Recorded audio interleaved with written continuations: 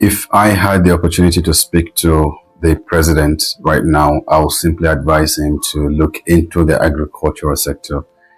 That is one of the most important sector in the country. And of course, it can be able to transform the economy and makes us better as a people and as a nation.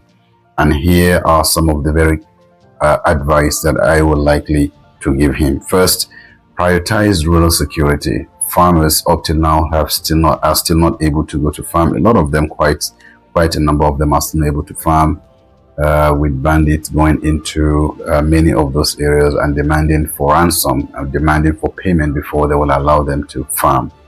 Until you are able to resolve this, Nigeria's agricultural sector will continue to have problems, because more than 60 to 70% of those those food that we eat in the country are in the rural communities.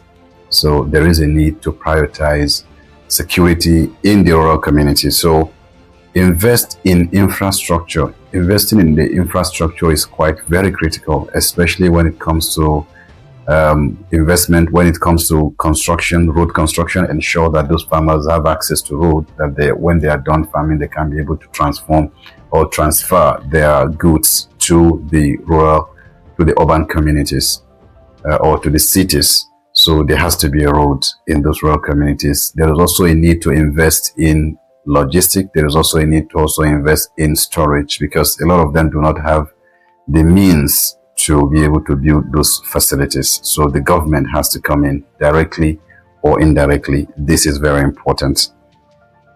So up till now, a lot of farmers are still engaging in subsistence farming. So there is a need, that is a third advice, there is a need to see how the government can come in order to modernize farming.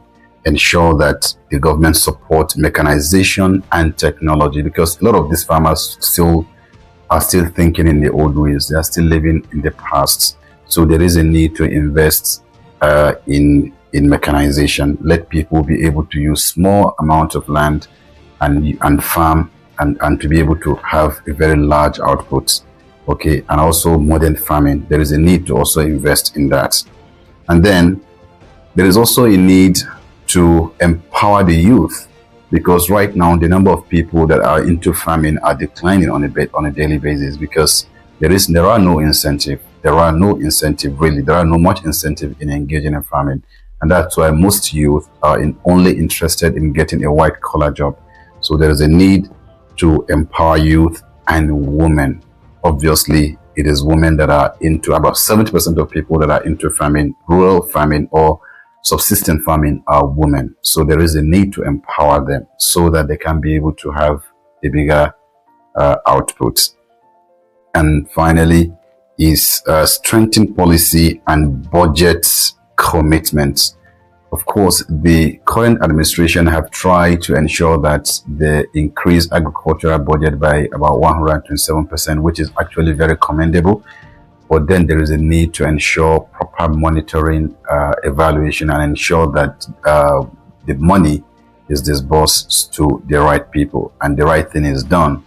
So the agricultural sector reviving the agricultural sector isn't just about food, because it threatens our sovereignty. If you cannot be able to feed yourself, if you cannot be able to take care of your population, what you're going to do is that you're going to have a lot of issues in the country. There will be a lot of issues. There will be hunger, there will be poverty, there will be starvation, and of course you can't just continue importing food to the country. So there is a need to reform the agricultural sector and ensure that the country, that we are able to feed ourselves, and in fact also export the excesses that we have.